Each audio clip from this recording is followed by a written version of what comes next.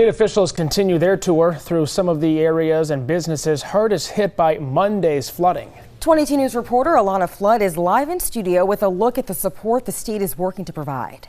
Lieutenant Governor Kim Driscoll was in Conway today touring the devastation that occurred at Natural Roots Farm and working with other state agencies to address the immediate needs of these local farmers.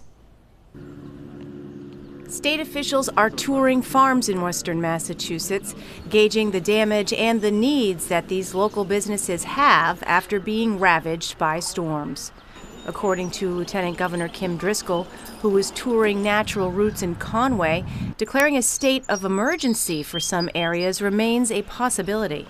We know there's not really a safety net for many of in our agricultural community. So how do we think about short-term needs, immediacy, so we can get things that are flexible and on the ground? And we're right now mobilizing on best understanding how we can provide those resources that are needed. On July 10th, the South River turned into a torrent, swallowing the neat rows of vegetables that were ready to pick, as well as more than 10% of a flock of chickens at Natural Roots.